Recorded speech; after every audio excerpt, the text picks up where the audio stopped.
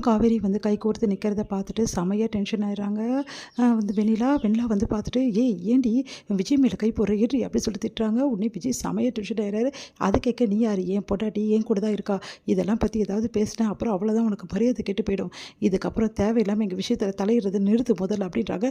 என்ன விஜய் என்ன நீங்கள் இப்படி பேசுகிறே, பின்ன உன்னை எப்படி பேசுவாங்க, சே நீ எல்லாம் ஒரு பொண்ணா, அப்பா அம்மா இறப்பையே அசிங்கப்படுத்தி வச்சுருக்க, நீ எல்லாம் ஒரு பொண்ணுன்னு சொல்லிடாத, உன்னை பார்க்கும்போது எனக்கு அப்படியே கோவமாக வருது, ஆனால் போனால் போதுன்னு விட்டு வச்சுருந்தா ஓவராக பண்ணிகிட்ருக்கியா, இவ்வளோ நாள் உன் மேலே எனக்கு ஒரு துளி இறக்கமாவது இருந்தது, இப்போ அது கூட கிடையாது, உன்னை பார்க்கவே எனக்கு ரொம்ப அசிங்கமாக இருக்குது, இப்படிப்பட்ட பொண்ணையா நான் லவ் பண்ணேன் அப்படின்னு சொல்லிட்டு நினச்சாவே எனக்கு அருவெறுப்பாக இருக்குது அப்படின்றாரு. அதை கேட்டு அதிர்ச்சி அடைகிறாங்க. என்ன விஜய் இவ தூண்டி விடுறா, நீ வந்து அதுக்கேற்ற பேர் ஆறியா, இவ என் பொண்டாட்டிடி, என் பொண்டாட்டியை பற்றி ஏதாவது ஒரு வாரத்தை தப்பாக பேசினேன்னு வச்சுக்கோயேன், அப்புறம் இங்கே நடக்கிறதே வேறு, அதுக்கப்புறம் நீ கம்ப்ளைண்ட் கொடுக்க வேணாம், டேரெக்டாக நானே உள்ளே போயிடுவேன், அந்த மாதிரி உன்னை பண்ண வேண்டியது இருக்கும் அப்படின்னு அதிர்ச்சி அடைகிறாங்க.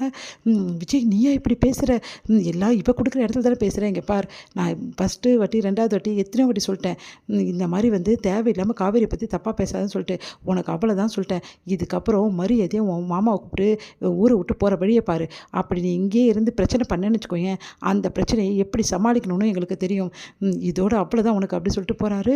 அதை கேட்டு வந்து பயங்கரமாக அழகிறாங்க. இப்படி பண்ணுறானே அப்படின்னு சொல்லிட்டு என்ன ஆச்சு, எப்படி விஜய் வெளியே வந்தார் சொல்லுங்கள் அப்படி சொல்லிட்டு கேட்டோன்னே எல்லாம் நடந்த விஷயத்த சொல்கிறாங்க. அந்த காவேரியை நான் சும்மாவே விட மாட்டேன், அந்த காவேரி தான் இவ்வளவும் பண்ணியிருக்கா, இவளை சும்மா விட மாட்டேன் அப்படின்னு சொல்லிட்டு செம்மையாக டென்ஷன் ஆகிறாங்க வெண்ணிலா. எங்கே வந்து விஜயும் காவேரி வந்து சந்தோஷமாக வண்டியில் வந்துட்டுருக்காங்க. அப்போ விஜய் வந்து காவேரியை பார்த்து என்ன காவேரி டென்ஷனாக இருக்கியானோன்னே, அதெல்லாம் ஒன்றும் இல்லைங்க, நீங்கள் இருக்கும்போது எனக்கு என்ன டென்ஷன் அப்படின்றாங்க. உடனே வந்து அப்படியே கையை வந்து அப்படியே பிடிச்சிக்கிறாங்க காவேரி.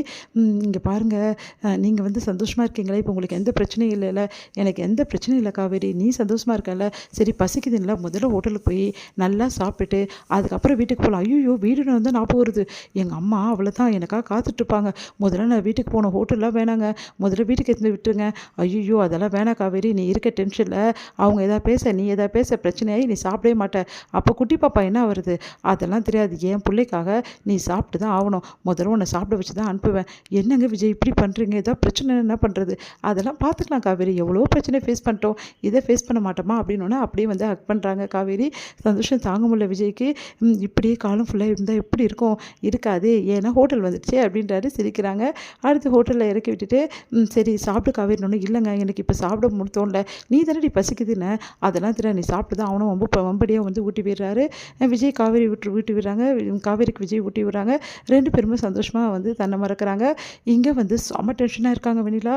நான் அவளை விடவே மாட்டேன், இதுக்கப்புறம் வந்து நான் வந்து அவள் என்னை ஏமாற்றி இந்த மாதிரி பண்ணிட்டாளே அப்படி சொன்னேன், நான் அப்போவே சொன்னேனேம்மா கேட்டியா, இப்போ பார்த்தல எவ்வளோ பிரச்சனை நடந்திருக்குன்னு, இதுக்கெல்லாம் காரணம் அந்த காவேரி தான், அந்த காவேரியை சும்மா விட மாட்டேன், நீ என்ன பண்ணாலும் சரி அந்த காவேரி குறுக்கு வழியில் தான் யோசிப்பா, பார்த்தல எப்படி உன்னை ஏமாத்தலாம்னு சொல்லிட்டு, இதுக்கு தான் அவள் கூட போவாதுன்னு சொன்ன கேட்டியா, சரிம்மா இதுக்கப்புறமாவது நாங்கள் சொல்கிறத மட்டும் கேளு அப்படின்றாரு பசுபதி.